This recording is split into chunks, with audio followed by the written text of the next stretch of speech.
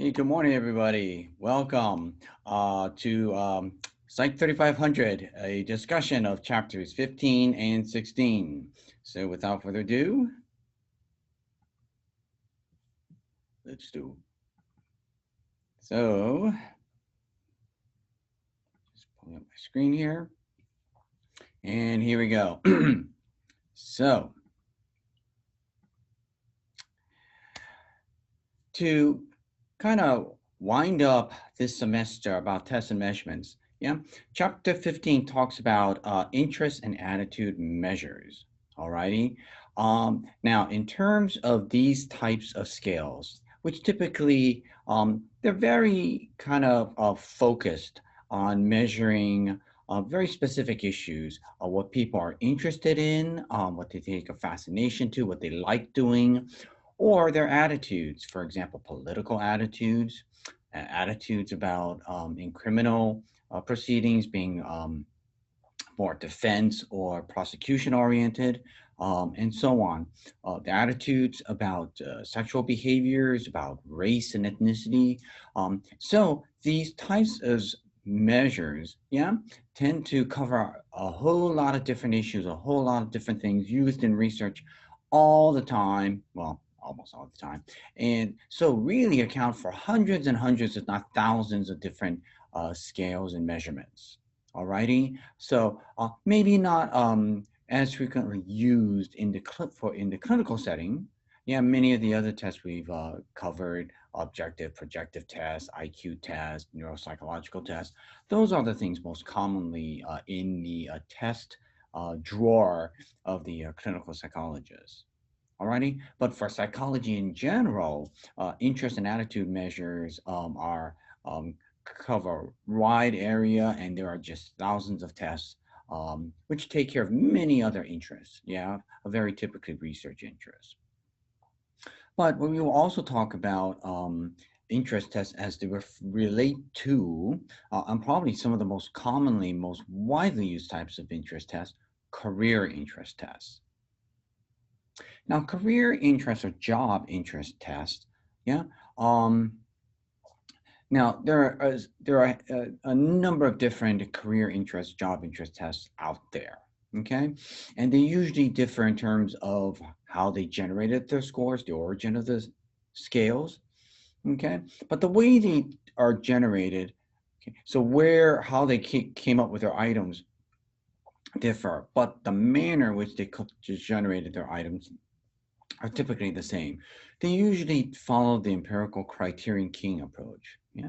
Meaning going to various occupations, usually dozens, if not hundreds of different occupations, asking people, what do they like to do? What are their strengths and weaknesses and so on? And then seeing how those, how people in different occupations, what they endorse in terms of their hobbies, their interests, their strengths and weaknesses. And then from that, yeah, generating the career interest tests or inventories. Alrighty. The scales from of these tests tend to relate to different broad areas of interest. Yeah, like science interest, leadership interest, entrepreneurial interests, and so on. Now, one theory of generating career interest inventories, uh, it is a theory concerning the is what's referred to as the Holland themes theory. Okay, so the Holland themes propose that there are really about 6 different themes that can account for most occupations. And you can see the themes list here. A theme of being focused on realistic tasks. Yeah, theme related to investigative skills, artistic abilities, social, entrepreneurial, and theme tasks that are focused on conventional types of routines and objectives. Okay. Now, the idea is that these 6 main themes account for most occupations, and that each occupation um, is related to each of these themes to varying degrees, maybe almost to no degree for some themes, and then very much so for other themes. Alrighty. Now, so and also these themes are related, yeah, in terms of their importance or how correlated they are with each other. Yeah. So, in other words, being artistic tends to is more closely related to being investigative. Interesting enough, yeah, that's probably related to being open to new ideas and collecting ideas and integrating them. Yeah, as well as being social in terms of wanting to make some kind of contact with people, as opposed to being wanting to be more entrepreneurial. You know, wanting to set up a business is also very close to wanting to be engaged, connected, affect, serve people. But because they're more business oriented, they may be more focused on conventional values and objectives, like making a profit, yeah, uh, creating a product that people can use, yeah. Uh, so if it's something that people can use, right, it will be something that will be uh, more something familiar to the consumer. You know, something that they'll like picking up and using. Alrighty. Now, that's not to say that entrepreneurs, those in the business arena, let's think of Steve Jobs, for example, aren't artistic and um, don't engage in creative activities. They certainly do. Yeah. But between being artistic versus being people oriented and conventional, these themes, according to Holland, are more closely related to being an entrepreneur. So that's the idea. Yeah. And this the Holland theme serve as a foundation or theoretical base for a number of the most common career interests, scales, measurements, or inventories. Now, one of the most common inventories out there is the strong interest inventory. Okay, it's called an inventory because these tests tend to include hundreds of items, okay, kind of like the MMPI, yeah, which is an inventory. The MMPI being an inventory of a whole bunch of behaviors, but also psychiatric symptoms. Here, the strong interest inventory is collecting, right, taking an accounting of a whole bunch of different interests, hobbies, um, inclinations that people may demonstrate. Yeah, so interest may be an interest in reading, interest in inclination to being social, interest or desire to be extrovert, to do extroverted things, speak in public, or to do more introverted things such as to read, reflect, and so on. And just like the MMPI, the strong interest inventory has collected all of these different behaviors and interests through the empirical criterion king approach and found how about over 100, if not a couple hundred different occupations um, are correlated with different interests.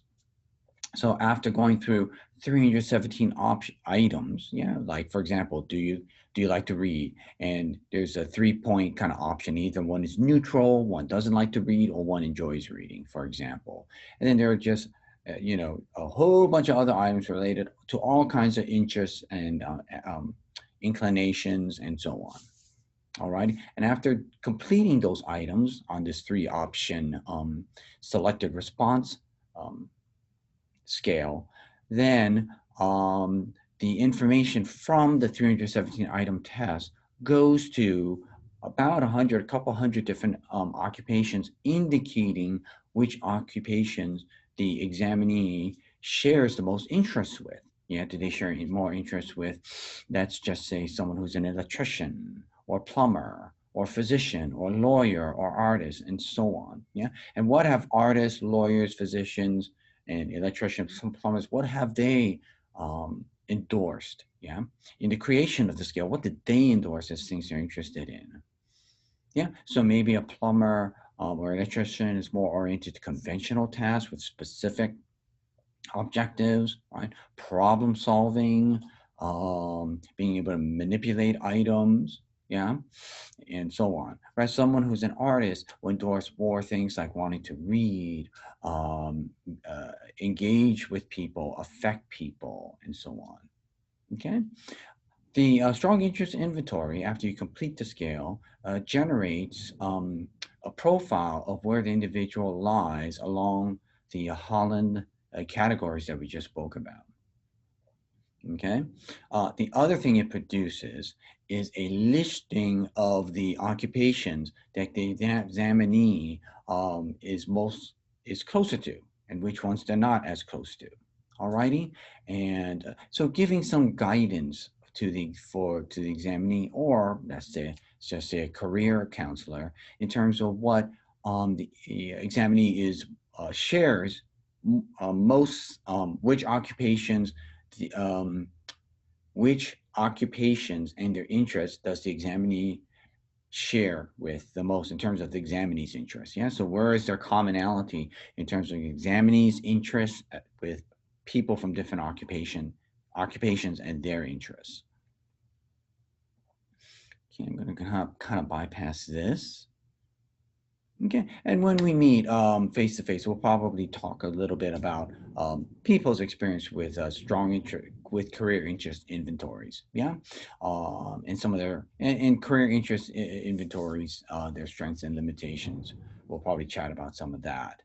Um, but for now, one of the things I'd just like to point out is that the career interest inventories demonstrate a fair degree of validity, okay, but they're not great, strong predictors of what people will do, okay. And why is that the case?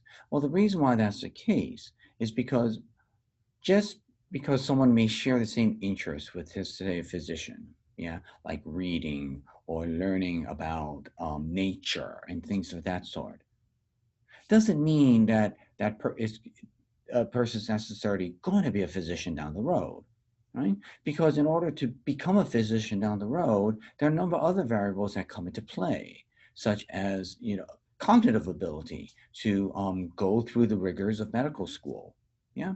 Also, other things, perhaps personal values in terms of how one is supposed to, conduct their lives or conduct themselves.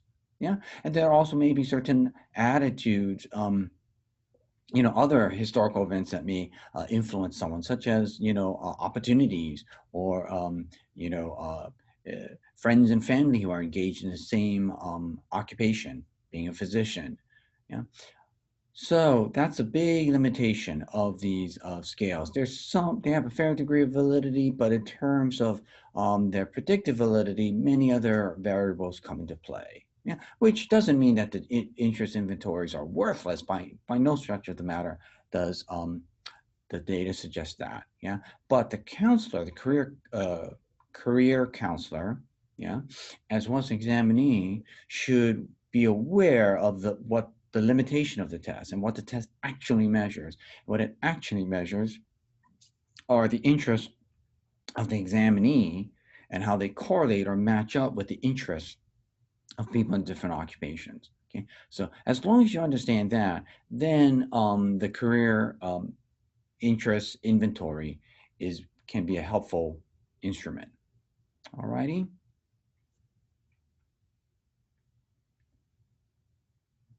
Now, another area huge in research are attitude measures. Yeah. So, what is an attitude? Yeah. Well, an attitude is just generally one's belief in about a matter, about a phenomenon, about a circumstance. Yeah. And an attitude is usually associated, correlated with different emotions and behaviors related to that issue. So, for example, someone may have a pro prosecution attitude, right? So they have certain beliefs, things they tell themselves about prosecutors. If they're pro prosecution, they're more inclined to think that once someone is caught by the police and they're being prosecuted through criminal procedure, that person is probably guilty. Alrighty.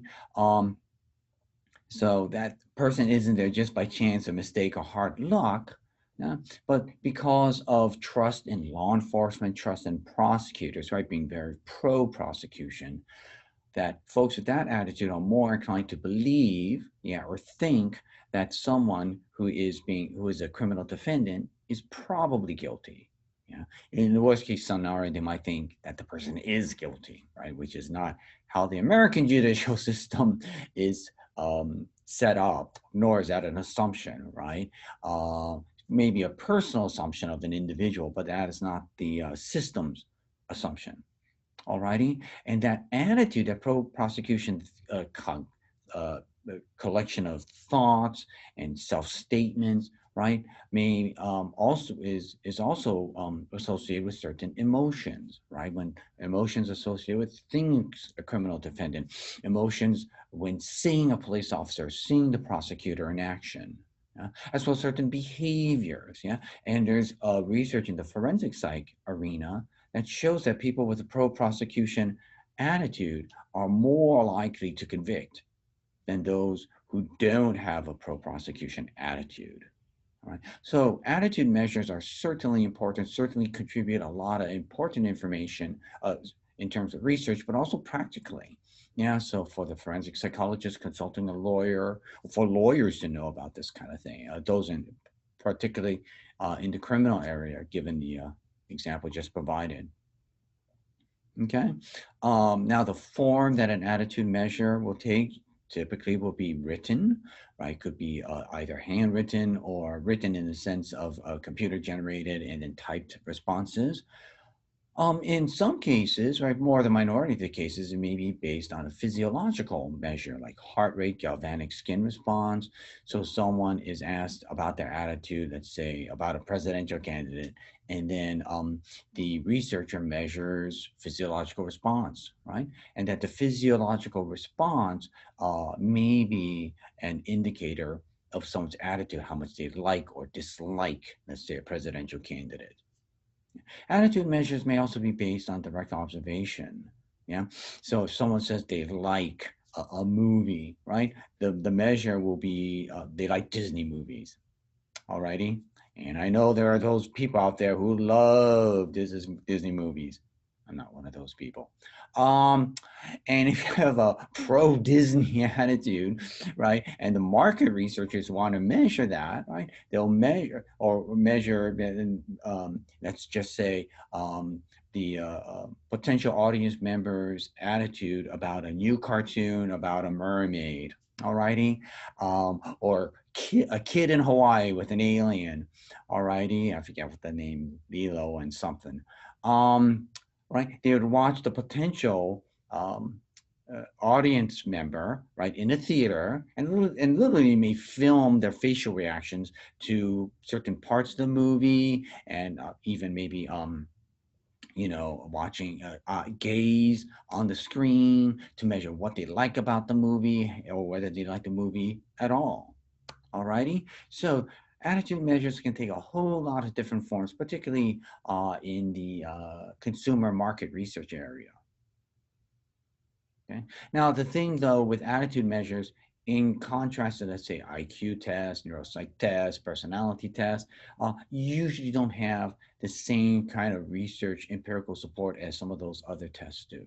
Yeah, but it depends. For example, the prosecutorial attitude measure. There's a lot of research on that. A lot of forensic psych research because it is such an important issue.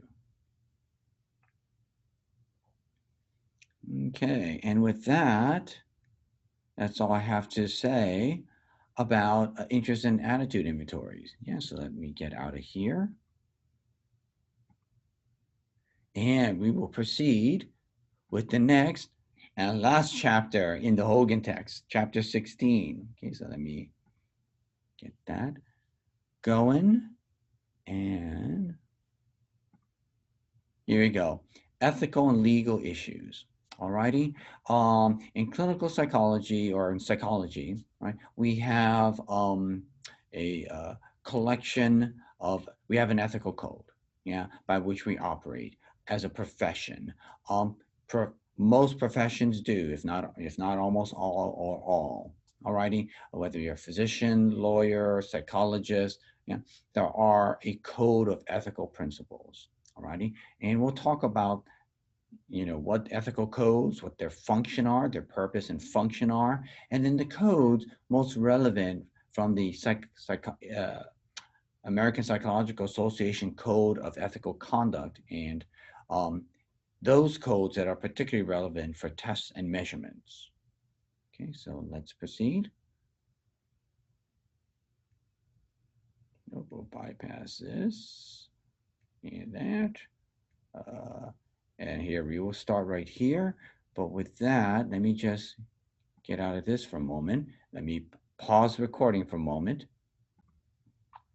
Okay, thank you. Welcome back, and let's get back to the shoe.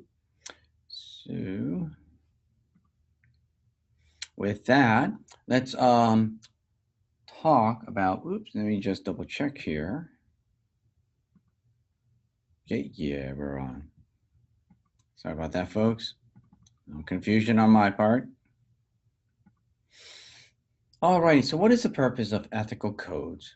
Okay. The idea of codes is that they're a social contract between a profession and the general public. So between physicians and the general public, lawyers and the general public, psychologists and the general public. That the profession is saying we are going to abide by these rules, these codes, in order to serve, but also in order to protect the public. Yeah. Um, do I dare cite? Yes, I will. Spider-Man. With great power comes great responsibility. Yeah, and functioning as a psychologist is a power. When the state licenses a psychologist, yeah, they are allowing them to do things like do therapy, to do research, to administer psychological tests. And all of those actions, right, serves the general public, right, or in private practice, private individuals, right, but still the general public. Um, but when you provide that service and get paid for that service, right, uh, you're also doing things to people. And what's really important is that to keep in mind is that the things you're doing, yeah, although it's with the objective to help, yeah, can also harm people. And so a profession, much like with medicine and with the law, right? The profession needs to establish certain ground rules, yeah, certain codes, provisions that guide the professional so that she or he can provide the service and not do harm. Alrighty. It also helps to serve, obviously, to identify when harm occurs. And in terms of how it should be handled, the codes usually don't specify that, although they may imply what the profession should do when someone violates the code and potentially harms or does harm someone in the general public. Now, the sources of ethical principles for testing purposes include the standards for educational psychological testing. So that's one body of codes. Yeah. The other is the ethical principles of psychologists and code of conduct established by the APA. Yeah, it says 2002, but it was actually revised, I believe, in 2012. Now, we're going to go over some of the major ethical provisions. We're not going to go over specific provisions, but just general sections of the ethical code that is relevant to tests and measurements. Okay. So there's one, the ethical principles for psychologists is broken up into several categories. I think 12 categories offhand. Like a category, there is a category for research, a category for um, therapy, and then there are other general categories that refer to psychology in general. Yeah. So one of the general categories that refer to psychology in general, but also, and then ergo relates to tests and measurements, concerns competence. Yeah. So there's this category of competence and then specific provisions about what that means, okay, being a competent psychologist. Okay, for purposes of tests and measurements, yeah, the ethical principles concerning competence provide that the psychologist should develop competence, they should know assessment concepts and methodology.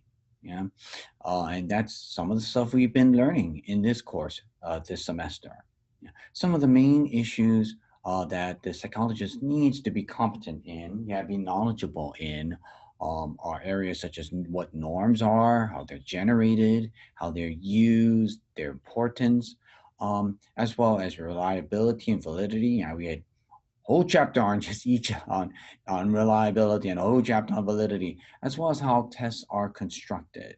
Yeah, it's either, and as you may recall, very early on this semester, not only did we cover these issues, but we had spoken about the importance for psychologists who's going to be engaged in tests and measurements to be familiar with these issues, norms, reliability, validity, as well as how tests are constructed. Alrighty. As well as the methodology, the procedures applicable to a particular test. Yeah. How is it supposed to be appropriately administered and scored and interpreted? Alrighty. And the psychologist should know for which test she or he needs to actually get specific training or what degree of training. Is it a graduate course? For some of the tests, like the IQ test and some of the personality tests, it requires at least a semester's worth, if not an actual semester at a graduate program, which for the IQ test is typically the case. But at least that amount, that degree of work and time and rigor, alrighty, equivalent to a graduate course. And that can be said for things like the MPI, and other objective measures. Alrighty. It's also important for the psychologist to keep current because science is ever changing. Alrighty. And for psychology, that's certainly the case too. And you know, after a few, sometimes just a few years, um, the science behind underlying these tests and underlying specific issues like norms, reliability, and so on, they change. And it's important for the psychologist to be familiar with the changes in the science related to tests and measurements and the specific tests that they're using. Okay.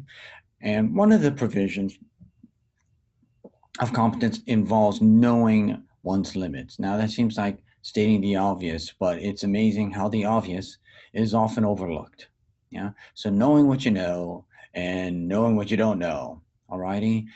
So, if you get a referral and someone says, hey, can you, we have this ADHD child and we want to get a sense of how bad their ADHD is, could you do that? Right. Now, if you're a psychologist who's worked with children and adolescents for years and dealt with dozens of ADHD cases, you're probably, enough and how to, measure this kind of behavior. Yeah. But if you've only worked with adults and never worked with a child, and certainly, and then from that, you never worked with a child with ADHD, yeah, you probably need to know what you don't know. And there's a lot you need to know when measuring a child with ADHD. Yeah. And given that, you should know that you then should refer the testing question to somebody else who has that kind of experience. Alrighty. Now, in some instances, let's just say the referring party really wants you to do it because you're familiar with the family, the school, and so on. Yeah, so either the family themselves, the teacher, really want you to do it. Let's just say it's the parent of the child, right? You're seeing the parent, but now they like you to, do a testing of the child for ADHD. Alrighty. Is it possible because of the therapeutic relationship? Yeah. And because of the confidence and the trust that the parent has in you that you can take on the case? Yeah. It's certainly possible. Here's the big but though. If it's an area that you're not familiar with, you're not competent in, you got to gain that competency. Alrighty. So it depends on what's being measured. Yeah. If it's to do an IQ test on an ADHD child to assess the neural psychological issues, right? Cognitive functioning, that should probably be referred to as a child psychologist. If it's to specifically measure the ADHD behaviors, and there are some specific ADHD scales that you can use, yeah, um, it's possible, yeah, that maybe for that limited focused behavior, that the psychologist could, um, you know, measure the child's ADHD behaviors at a school if, although because of their lack of experience and they're not competent in this, they can do so with either adequate training, yeah, maybe with a continuing ed course that they could get through the American Psychological Association or some other child therapy related association, and or probably and with the proper clinical supervision from someone who is competent in doing these measures with children. So that's a possibility. Yeah. And I hope that one example kind of illustrates that ethical issues, there's no such thing as a simple ethical issue. I mean, some are, right? You don't have sex with a psychotherapy client. That's kind of clear. All righty. But even then, we're not going to get into a discussion about, sexual relationships with former therapy clients or patients. Again, an emphasis on former. But even then it can get complex. But with current psychotherapy clients or patients, that's a fairly, that's one of the few fairly simple, straightforward ones. You do not. Okay. But most ethical issues are complex and require thoughtful consideration of the facts as well as examination of what the provision specifically states. Informed consent. Okay, just like research and with therapy, yeah, you need to get informed consent. Now, what is informed consent? Yeah, well, as the term suggests, the individual who's going to be utilizing your services, yeah, not the referring party, but the person who's being tested, yeah, needs to know what they're getting involved in. All righty. Now, do they need a semester's worth of education on the test that they're going to get? No, right? Nor do they need pages of explanation. They don't need a extensive written report. Okay. It is good to get informed consent. All righty. And informed consent could be a page or two. All righty. And even that,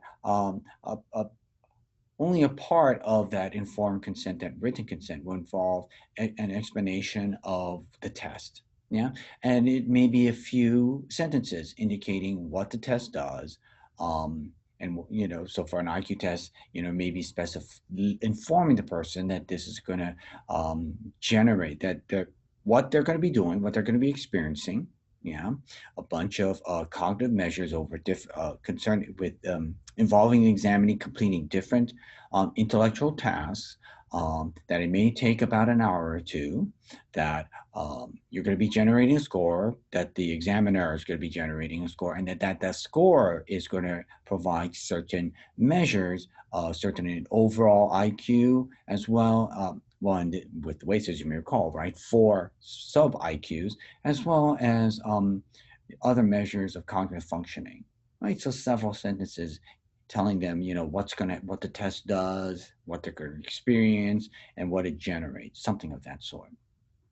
Okay, it's not uncommon that it's about that lengthy. But when you think about it, right, it's not that different. Imagine when you've gone to a physician and then the physician is recommending a medication and or particular treatment.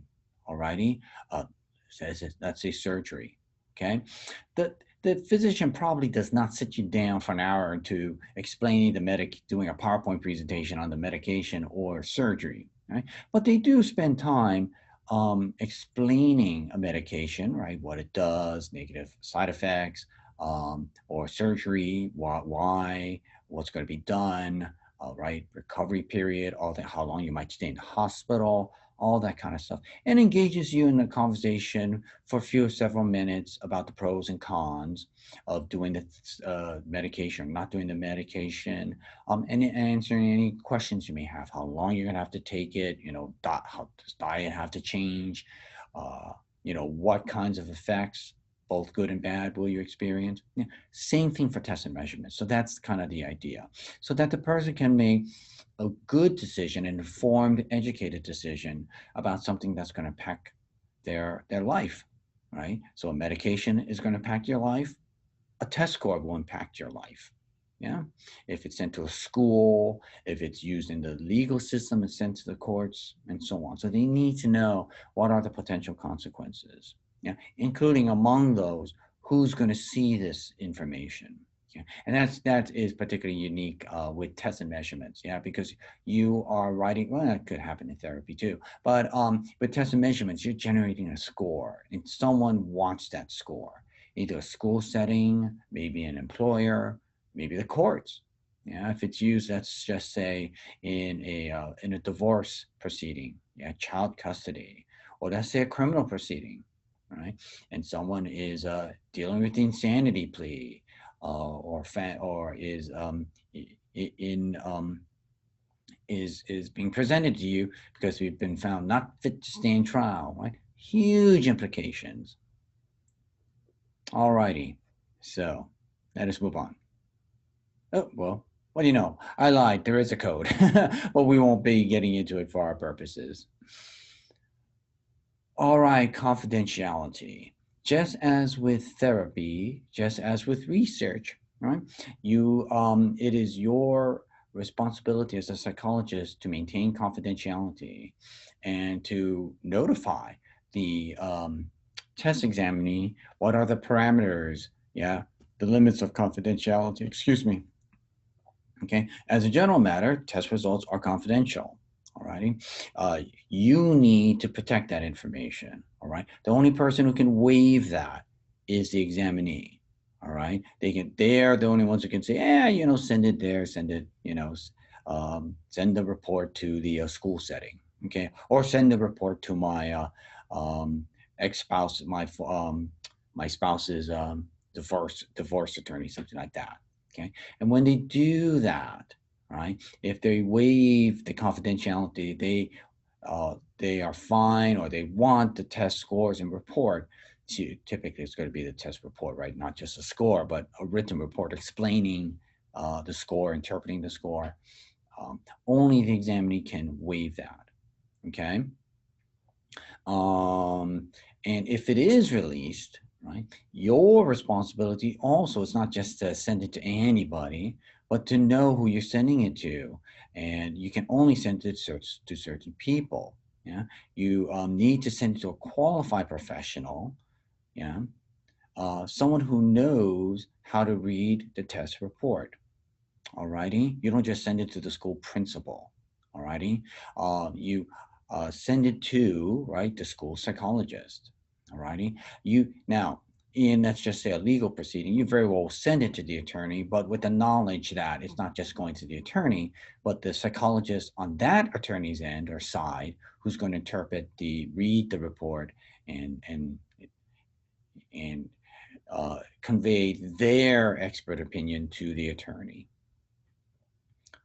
Alrighty then. Let's talk about a legal issue here, getting subpoenaed. Now, if you're going to pursue a career in mental health, um, in the mental health profession, yeah, as a counselor, clinical psychologist, social worker, at some point in your career, if you practice long enough, you will be subpoenaed, either in a criminal proceeding or civil proceeding. Civil could be family, again, divorce, child custody, and so on, or a lawsuit. Right, someone's trying to sue Walmart, or let's just say workers' comp. Yeah, uh, so someone will subpoena your records at some point when you practice long enough, and if you practice long enough, probably multiple times. Now, uh, what do you do when you're subpoenaed? Okay, so you receive a subpoena from a lawyer, right, issued, certified by court, asking you to disclose all your records regarding the testing you had done on examinee so and so, right, Johnny Smith or Mary Jones, right? Do you then make a copy of your report and mail it out? No, not automatically. Maybe eventually you do, but not automatically. Okay, if you do, that's a violation of the ethical principles. Okay, and particularly what you got to be concerned about is this issue of confidentiality. Right. So the first thing you do, well, after getting really nervous, all right, and naturally people are going to be a little anxious when they get a subpoena, right? It's going to scare people, but in the vast majority of cases, nothing tragic or dramatic is going to be happening. All righty. What the first thing you need to do is you need to contact the patient or the person you examined. Okay. And the reason why you want to do that is you want to get information about their stuff, right? Because it's their information that needs to be protected. So you find out for them, that you let them know that you were notified, and are they familiar with what this issue is about? Yeah, and odds are they are, right. Their attorney was contacted by the attorney who's sending the subpoena, but you also want to find out if they have no idea about it. Then they certainly are going to have some interest in the matter. Alrighty, so you contact the patient or examinee to find out what their understanding is of the issue. Okay. In particular, what you want to find out is if there's going to be a protective order made on this subpoena. Okay. Now, what a protective order is, right? It's a legal proceeding, and what it does is that it allows a party to protect information or keep information from another party. All right, so your client might tell you, yeah, my attorney's trying to get a protective order. Don't do anything with it yet. And if that's the case, right, then your examinee's lawyer is filing or filed a protective order, and now it's going to be handled in the court by a judge in terms of what's going to happen with that information. Does it get shared or not, or does part of it get shared? All righty. So you just have to sit and wait to hear from your examinee's attorney as to what should be done. Right. And in some instances, the examinee's attorney, you might be speaking with the patient, or the patient might actually refer you to the attorney, which is probably a good thing to do, right? You want to actually hear it from the attorney herself or himself, and they'll tell you. They might even tell you, yeah, just send it over, okay? But with that, let's be clear: you don't just send it over, okay? For your protection, and also for the examinees or the patient's protection, you have them sign uh, uh, a waiver of confidentiality. Yeah, and that would specify what information is being sent to whom for what limited purpose, and they sign it. You don't send anything else out until they sign it. No matter how cool and casual they're being, they're saying, just send it. You do not send it until they sign that form. Alrighty. Um, Now, let's just say, um, you know, for whatever protective, just let's throw in a possible situation. What if the protective order is not granted? Yeah, let's get back to that situation. And the other side is asking the information. All righty. Your client examinee doesn't want it revealed. All righty. Because that's just say sensitive information, or they're going to get really upset about the information that's going to be released. Let's just say you have data which indicates that they have demonstrated psychotic thinking, right? And they're just so scared about it now being, because they weren't granted the protective order. Yeah, they're just so frightened now that it's going to really hurt them. Okay, so what do you ethically do? Okay, well, that's something we'll talk about when we meet face to face. How do you handle that situation? Okay. As a side, in addition to confidentiality, you keep the information private. All right. You put in identifying information only where identifying information needs to be, like on the report. Um, in terms of raw data, you keep that you keep that stored, but you limit um, the necessity to put identifying information. Okay. And by the way, let's just get back to what's sent to someone. As a general matter, yeah, if you do share information, it should be crisp and concise, just information that the other party needs. Okay. You don't just give the whole kitchen sink uh, uh, to the opposing side, or the side that's requesting. You give them what they're requesting, what they need. Alrighty. Now the kitchen sink in this situation is, you don't fork over everything. You don't give the report and then all the raw data and stuff. Now, if they request the raw data, and if the court grants them that information, then you need to submit that. Alrighty. But similarly, with the report, it has to go to a qualified individual. Okay. Now, what if there isn't a qualified individual on the other side? Then it's your ethical obligation, yeah, to when sending over the report and or raw data, yeah, to explain to the other party, have a sit down meeting, yeah, meet and confer so that you can explain the report, explain the raw data, yeah, as oh, the other thing in the raw, besides the raw data, which is the test itself, yeah, and the examinee's responses, you may be asked to supply your notes as well. Alrighty. So as a footnote to that, what's a little lesson about to take home regarding this when writing notes? Don't write something stupid. Don't write any kind of like a diary or commentary to yourself, like us, a little annotation. Oh, I can't believe how crazy this examinee was. Yeah, you write that in black ink, and that's your notes, and your notes is in the file, and that's also becomes something you need to pass over.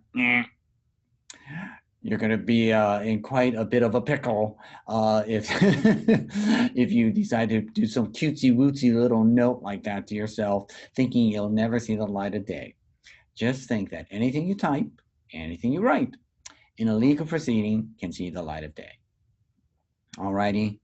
Now, there's an exception to confidentiality, which confidentiality goes from the moment someone uh, walks into your office, yeah, until you deal with any of these kinds of situations that we just discussed. Alrighty, you do not breach confidentiality, right? You do not disclose information. You limit, right? You keep things private and confidential within the parameters just described, except there are some limitations, exceptions to that rule, to those rules, okay, or the general proposition. If they are at imminent risk of harm to self or others, okay, including harm to children. Alrighty, if the, which doesn't have to be imminent. So imminent harm, like at any moment they may kill themselves or hurt somebody, you can break confidentiality. Okay. Again, it's not as simple as that, but we'll leave our discussion right there. That's probably in terms of the complexities of breaking confidentiality for imminent harm to self and others. That's probably best left to a course in ethics and professional practice. Okay, but you do not break confidentiality for past harm. Okay, so if in the past they punched someone, right? They said, "Oh yeah, 3 years ago, I was in a bar fight and I punched this guy in the face, and he passed out. He was lying on the sidewalk, and I ran off. That happened 3 years ago. Do you have to report that?" Now, your gut might say, yeah, right? Because that was wrongful behavior. That was criminal behavior. And shame on you. I'm going to call the police on you, right? I don't know, 3 years. I think you're probably still within the statute of limitations for assault. That'd be my maybe second degree. Um, but as a psychologist, no, no, no. That's a past harm, right? You cannot report that, even though in your little hearty heart, right? You want to play Batman and then phone the police and on this person. I don't know why some people might want to do that, but some people do. Do not, right? Well, you can, right? And you can all feel all good about yourself. But as far as being a psychologist is concerned, now you did something bad, right? You just breached an ethical code concerning confidentiality. And you very well might get professionally smacked for that. Now, how do you get professionally smacked? Well, for any violation of the code, how might you be? A professional licensing board. All righty. And if someone raises a complaint against you, and probably this person would, right? Then it would go to a state licensing board and they would determine whether you violated the ethical code. And there are a range of sanctions from just merely getting a slap on the wrist, being told, bam, psychologist, to having to do some continuing ed work, um, to losing your license. All righty, and that would stink. Because the only way you can practice now as a psychologist is moving to another state. All right. The other exception is harm to children, including past harm. Okay, so someone says that they 6 months ago um, you know punched a 6-year-old across the face. Yeah, their 6-year-old across the face. Okay, that's another one you have to report. Alrighty, if it's their child and they said that they caused harm to the child, then you need to call Child Protective Services. Yeah. Now, you might ask yourself, in what instance do you have to report it? Okay. And sometimes it's not clear. Like that example I just described, that's kind of clear, right? Closed fist, punch across the face to a 6-year-old, their own child, or any child really. You need to call Child Protective Services.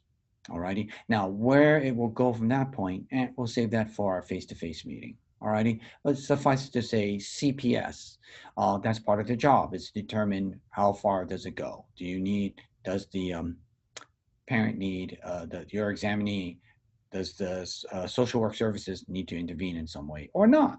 Yeah, it depends. And it really does vary. Yeah, and again, that's not a simple yes or no. It's not a simple answer in many cases.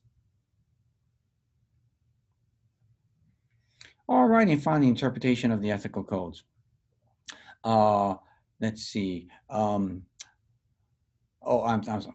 In terms of interpreting data, interpreting test data, the ethical codes also provide certain rules about this. Okay, as I mentioned before, you need to uh, um, notify, inform the examinee about the purpose of the testing. Okay, you also need to keep that in mind. Yeah, what is the referral question specifically? Yeah, if it's about attentional difficulties, and you do a attentional test, maybe some other neuropsych tests to see if there are any other possible issues, and so on.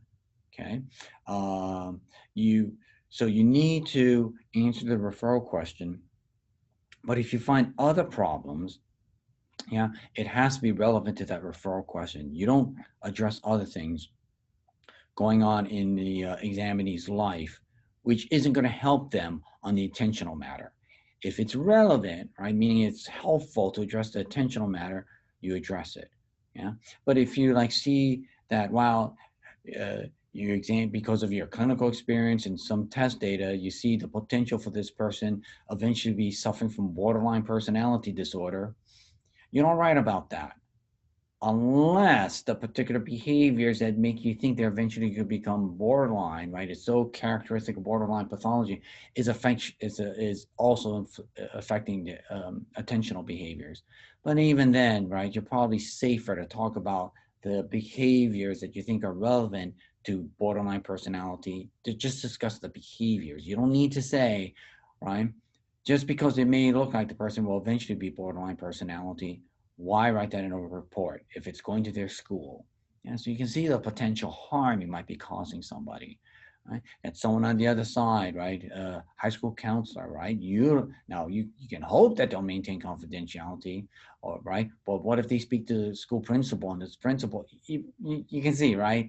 You have to think about the information who's going to be passed to. Yeah, because once you open that genie jar, yeah, you got that wisp of genie smoke. You don't know where it's gonna go. So that's how you got to think about it, right? That's why you get the written waiver, and then you make sure that it goes to a specific party, preferably someone who's professionally trained, all that kind of stuff. Alrighty. Um, also, let's see. When interpreting someone's data, you got to be aware of their test-taking abilities, cognitive abilities, physical abilities, or disabilities that may affect their ability to take the test. Yeah. So you should understand. Let's say their language competence is English their first language. If not, yeah, you gotta set up their test. That's an important testing consideration, certainly for IQ testing. Yeah. So maybe you need to get the test written in the person's native tongue. Alrighty. And if it's not right, you gotta. And if there will. And if you can't get that right, and you only have the English speaking version, you gotta um, incorporate that in terms of your interpretation of the scores. Alrighty. Another thing you might have to consider is referring them to someone who speaks, a psychologist who speaks in their native tongue. Yeah, and so on. If they're visually or hearing impaired, you better check on that, right? Because you don't want to be giving visual tasks to someone who's visually impaired, and they're not wearing their whatever the glasses or contact lenses that they need in order to see as well as they possibly can. Alrighty, and even if they're wearing the contact lenses and glasses, which allows them to see as they possibly can, it probably still behooves you to make note of that. Yeah. Um, and also, you need to be aware of other examining characteristics. What is their living situation, employment situation? Yeah. If you're testing someone who was just fired, yeah, got kicked out of their apartment, is, gosh, for you. And here's the weird thing: sometimes you don't know who's homeless, and you think you do, right? But some people are homeless. They're just very skilled at keeping themselves, keeping up their personal hygiene, keeping decently dressed, and you may not know. You may be easily fooled that by someone who's living in their car without you knowing that. But you should know that if they're homeless, living out of their car, or they just got kicked out of their apartment, just lost their job, and you got to think about how that stressor, that incredible stressor, may be affecting their performance on whatever test you're providing them. Yeah, so situational, any personal things, if they just break up with someone, are they going through a divorce, any other possible trauma that they recently experienced. Yeah. Language we just touched on, as well as other cultural issues which may affect the testing situation. And the testing situation includes you, yeah, as the examiner. Yeah, what is it about the examiner, examinee? Yeah, both of you, the two of you, the cultures, the examinee comes right because you're not. We all like to think we're completely objective, right? But what is it about the culture that they bring and your culture that you bring to this testing situation? Yeah. And because you're not just a test, right? You're not just a machine. How do these two cultures come together and hopefully not collide? But how do they come together and how might they be affecting a test examining performance and then the scores or how the scores are interpreted?